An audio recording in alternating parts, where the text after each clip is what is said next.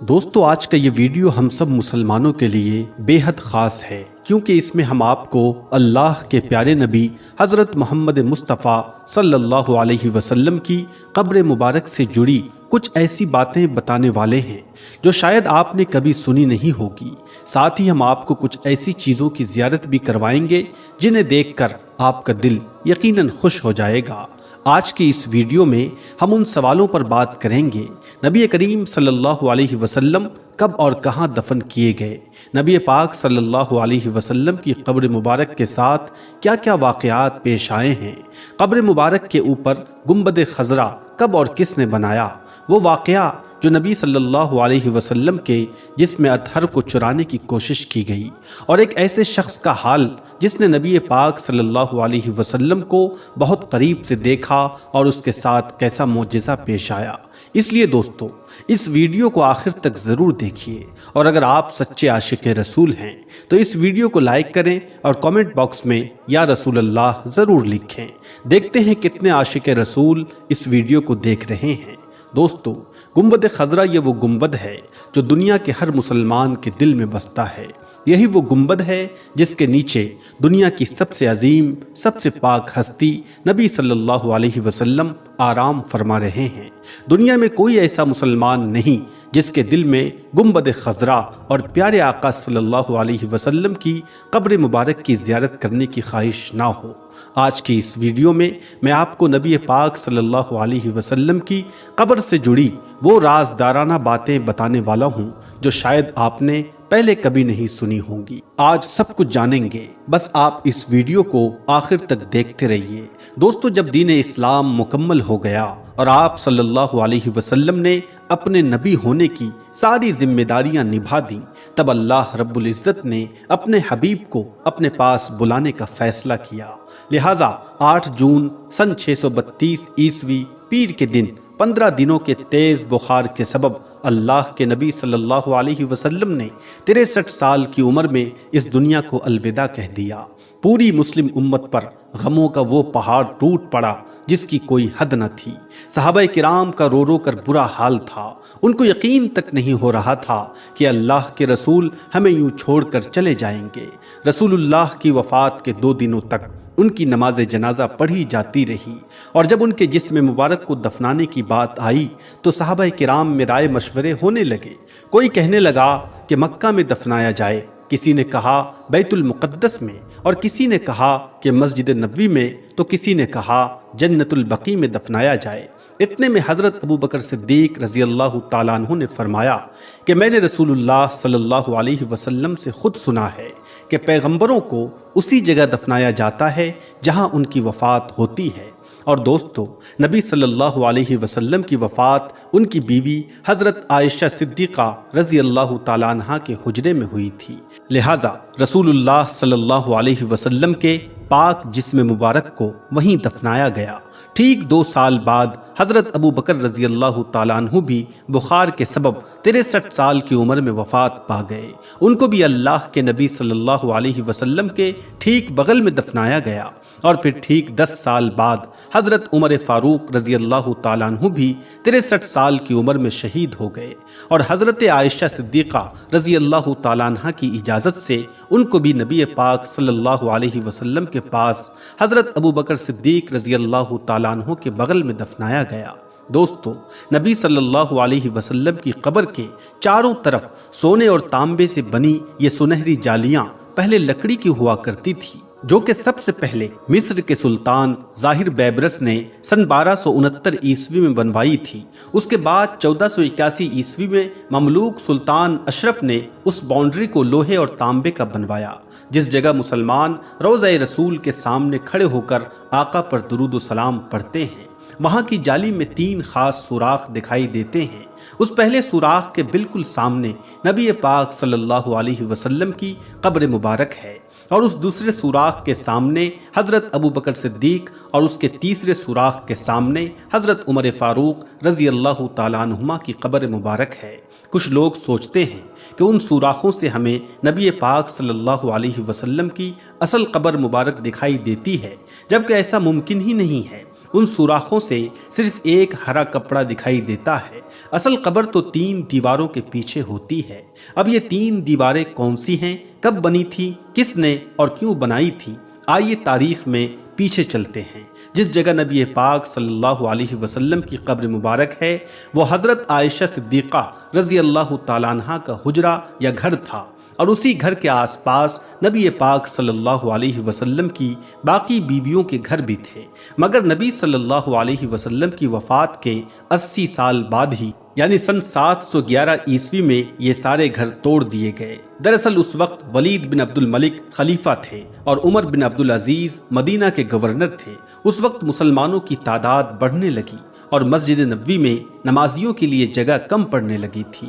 اسی وجہ سے خلیفہ ولید بن عبد الملک نے گورنر عمر ابن عبد العزیز کو نبی پاک صلی اللہ علیہ وسلم کی بیویوں کے گھر توڑنے کا حکم دیا تاکہ مسجد نبوی کو بڑا کیا جا سکے، مگر اس واقعے سے اس وقت کے معززین، تابعین اور باقی کے مسلمان خوش نہیں تھے، مگر پھر بھی یہ کام کرنا پڑا۔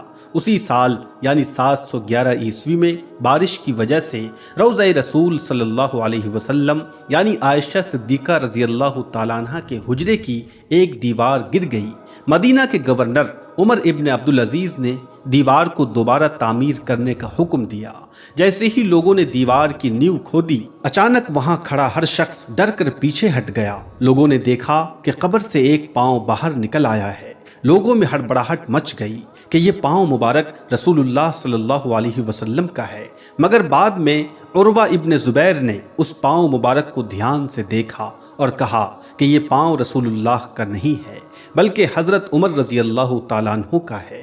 اس کے بعد قبر کو ٹھیک کر کے عمر ابن عبد العزیز نے کالے پتھروں سے اس دیوار کی مرمت کرائی۔ اس ایک دیوار کو چھوڑ کر باقی کی 3 دیواریں اور چھت آج بھی ویسی کی ویسی ہی ہے جیسے نبی پاک صلی اللہ علیہ وسلم کے دور میں بنائی گئی تھی۔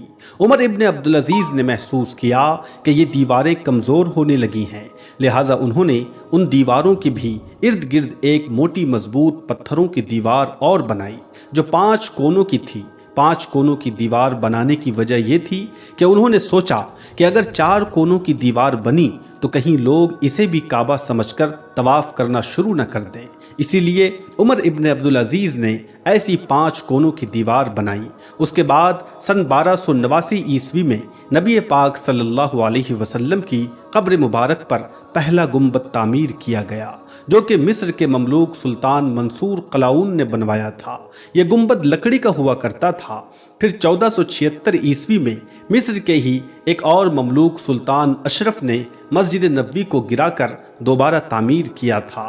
اسی تعمیری کام میں انہوں نے رسول اللہ صلی اللہ علیہ وسلم کی قبر مبارک پر بنی لکڑی کے گنبد کو ہٹا کر اس کی جگہ پتھر کا گنبد بنوا دیا۔ سن 1481 عیسوی میں مسجد نبوی میں ایک افسوسناک حادثہ ہو گیا۔ مسجد نبوی کے پاس میں زور سے آسمانی بجلی گر گئی جس کی وجہ سے مسجد نبوی میں آگ لگ گئی۔ یہ آگ روضہ رسول تک پہنچ گئی تھی مگر قبروں کو نقصان نہیں ہوا تھا۔ اسی حادثے کو دیکھتے ہوئے سلطان اشرف قاتیابی نے 5 کونوں والی دیوار کے ارد گرد ایک اور مضبوط دیوار بنوا دی تاکہ کسی بھی حادثے سے قبروں کو بچایا جا سکے۔ اس دیوار پر انہوں نے ہرا کپڑا یعنی غلاف چڑھوا دیا تھا۔ آج جب زائرین سنہری جالیوں سے روضہ رسول کے اندر دیکھتے ہیں تو ان کو یہی ہرا کپڑا دکھائی دیتا ہے۔ اسی حادثے کے بعد سلطان قاتیابی نے نبی پاک صلی اللہ علیہ وسلم اور ابو بکر صدیق اور عمر فاروق رضی اللہ تعالیٰ عنہما کی قبروں کی صاف صفائی کرنے کا بھی فیصلہ کیا، لیکن کسی عام انسان کو تو نبی پاک صلی اللہ علیہ وسلم کی قبر کو چھونے کی اجازت نہیں دی جا سکتی تھی، لہٰذا اس کام کے لیے اس وقت کے بڑے متقی اور پرہیزگار علماء علی ابن احمد السمہودی رحمۃ اللہ علیہ کو چنا گیا۔ سب سے بڑی پریشانی یہ بنی کہ قبروں تک کیسے پہنچا جائے، کیونکہ عمر ابن عبد العزیز نے جو 5 کونوں والی دیوار بنائی تھی اس میں نہ کوئی کھڑکی تھی نہ ہی کوئی دروازہ، لہٰذا طے پایا کہ اس دیوار کے نیچے گڑھا کھود کر اندر جایا جائے۔ سمہودی رحمۃ اللہ علیہ فرماتے ہیں کہ میں جیسے ہی روضہ رسول کے اندر پہنچا میں نے وہ خوشبو محسوس کی جو میں نے آج تک نہیں دیکھی اور نہ سونگھی تھی۔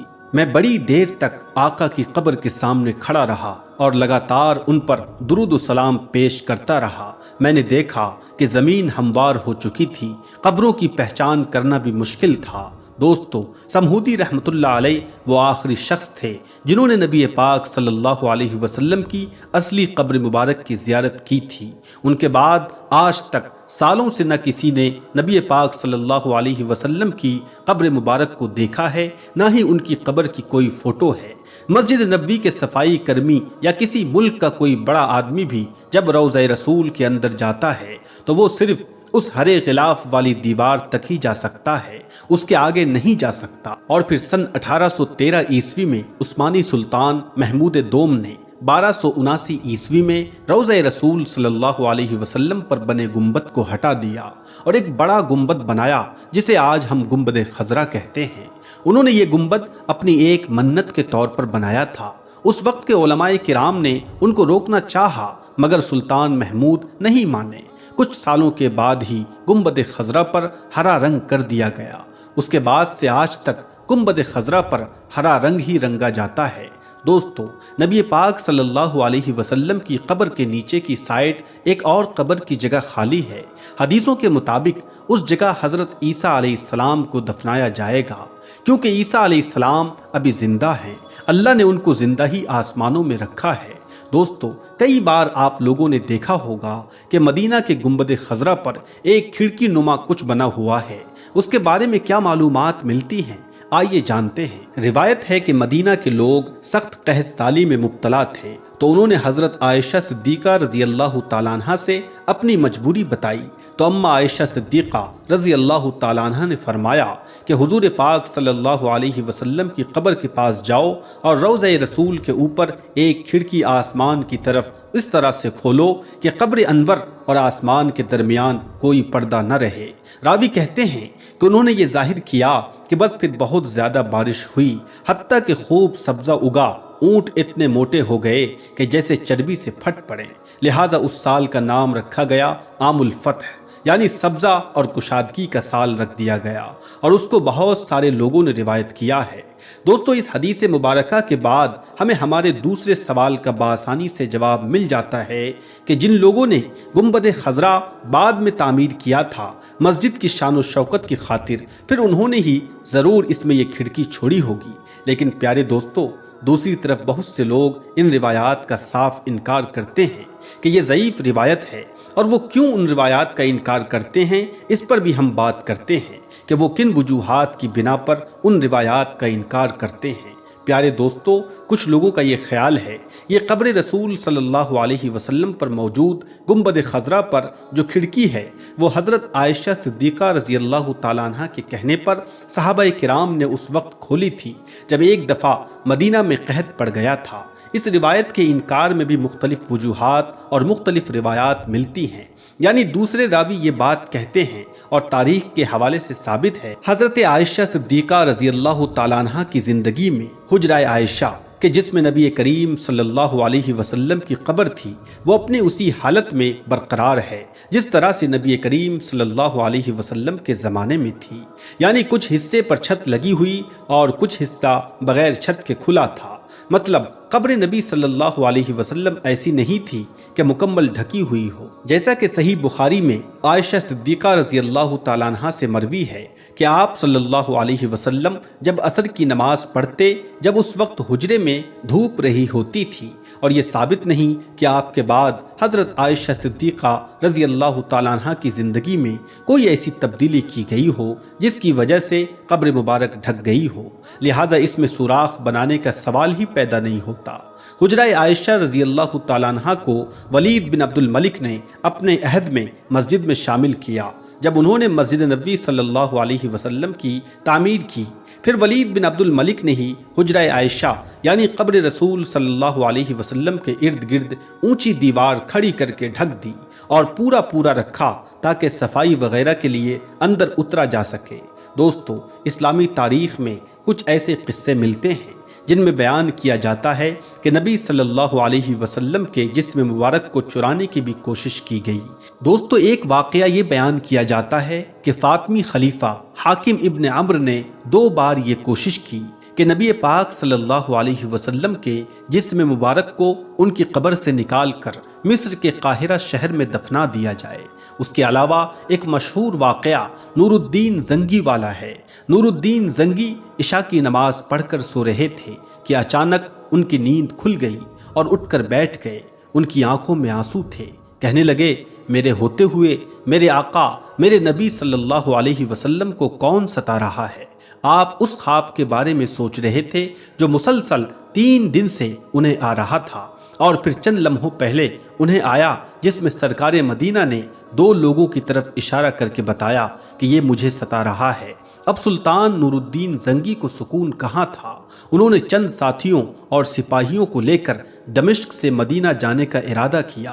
اس وقت دمشق سے مدینہ کا راستہ 20-25 دن کا تھا، مگر آپ نے بغیر آرام کیے یہ راستہ 17 دنوں میں طے کر لیا۔ مدینہ پہنچ کر آپ نے مدینے آنے والے اور جانے والے تمام راستے بند کروا دیے اور تمام خاص و عام کو اپنے ساتھ کھانے پر بلایا۔ اب لوگ آ رہے تھے اور جا رہے تھے، آپ صرف ان کے چہرے کو دیکھتے مگر آپ کو چہرہ نظر نہ آیا۔ اب سلطان کو فکر ہو گئی اور آپ نے مدینہ کے حاکم سے فرمایا کہ کیا کوئی ایسا ہے جو اس دعوت میں شریک نہ ہوا ہو؟ جواب ملا کہ مدینے میں رہنے والوں میں کوئی بھی ایسا نہیں ہے، مگر ہاں 2 مغربی مسافر ہیں جو روضہ رسول کے قریب ایک مکان میں رہتے ہیں، تمام دن عبادت کرتے ہیں اور شام کو جنت البقیع میں لوگوں کو پانی پلاتے ہیں، اور یہ لوگ کافی وقت سے مدینہ میں رہ رہے ہیں۔ سلطان نے ان سے ملنے کی خواہش ظاہر کی۔ دونوں مسافر بظاہر بہت عبادت گزار لگتے تھے۔ ان کے گھر میں تھا ہی کیا، ایک چٹائی اور کچھ ضرورت کی چیزیں۔ ایک دم سے سلطان کو چٹائی کے نیچے کا فرش ہلتا ہوا نظر آیا۔ اس نے چٹائی ہٹا کر دیکھا تو وہاں ایک سرنگ تھی۔ آپ نے سپاہی کو سرنگ میں اترنے کا حکم دیا۔ وہ سرنگ میں داخل ہوئے اور واپس آ کر بتایا کہ یہ سرنگ نبی پاک صلی اللہ علیہ وسلم کی قبر مبارک کی طرف جاتی ہے۔ یہ سن کر سلطان کے چہرے پر غصہ اور غضب کی کیفیت طاری ہو گئی۔ سلطان نے دونوں مسافروں سے پوچھا کہ سچ سچ بتاؤ تم لوگ کون ہو، کہاں سے آئے ہو؟ کافی پوچھنے کے بعد انہوں نے بتایا کہ وہ نصرانی یعنی عیسائی ہیں اور اپنی قوم کی طرف سے تمہارے پیغمبر کے جسم اطہر کو چوری کرنے کے لیے بھیجے گئے ہیں۔ سلطان یہ سن کر رونے لگا اور اسی وقت دونوں کی گردنیں اڑا دی۔ سلطان روتے جاتے اور کہتے جاتے کہ میرا نصیب کہ پوری دنیا میں اس خدمت کے لیے مجھ جیسے غلام کو چنا گیا۔ اس ناپاک سازش کے بعد ضروری تھا کہ ایسی تمام سازشوں کو ہمیشہ کے لیے ختم کر دیا جائے۔ سلطان نے انجینئر بلائے اور قبر مبارک کے چاروں طرف خندق کھودنے کا حکم دیا، یہاں تک کہ پانی نکل آئے۔ سلطان کے حکم سے وہاں پر بڑی کھائی بنا دی گئی اور اس میں پگھلا ہوا شیشہ بھر دیا گیا۔ شیشے کی خندق اور کھائی آج بھی روضہ رسول صلی اللہ علیہ وسلم کے ارد گرد موجود ہیں۔ پیارے دوستو، ہجرت کے بعد رسول اللہ صلی اللہ علیہ وسلم نے سب سے پہلے ایک مسجد کی تعمیر فرمائی تھی جس کو آج مسجد نبوی کے نام سے جانا جاتا ہے۔ اس کے لیے وہی جگہ منتخب کی گئی تھی جہاں حضور پاک صلی اللہ علیہ وسلم کی اونٹنی بیٹھی تھی۔ یہ زمین بنو نجار کے 2 یتیم بچوں کی تھی جس کو آپ صلی اللہ علیہ وسلم نے قیمت دے کر خرید لیا تھا۔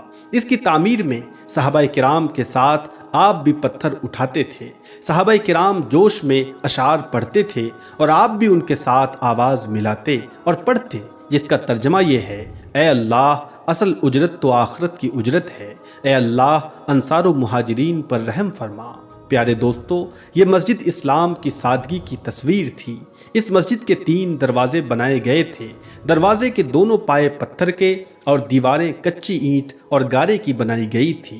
ستون کھجور کے تنوں سے اور چھت کھجور کی شاخوں اور پتوں سے تیار کی گئی تھی۔ قبلے کی دیوار سے پچھلی دیوار تک 100 ہاتھ کی لمبائی تھی۔ یہ مسجد صرف نماز ادا کرنے کے لیے ہی نہیں بلکہ اسلامی تعلیم کے لیے ایک درسگاہ اور دعوت و تبلیغ اور دنیا کے سارے مسائل کو حل کرنے کے لیے ایک مرکز بھی تھی۔ اس کے امام خود اللہ کے نبی صلی اللہ علیہ وسلم اور اس کے نمازی صحابہ کرام رضی اللہ تعالیٰ عنہ جیسی مقدس ہستیاں تھیں۔ پیارے دوستو، ہم امید کرتے ہیں کہ آج کا یہ ویڈیو آپ کو پسند آیا ہوگا۔ اس ویڈیو کو اپنے دوستوں میں ضرور شیئر کریں تاکہ یہ ویڈیو ہر مسلمان تک پہنچ جائے۔ آج کی اس ویڈیو میں بس اتنا ہی۔ یہ ویڈیو دیکھنے کے لیے آپ کا بہت بہت شکریہ۔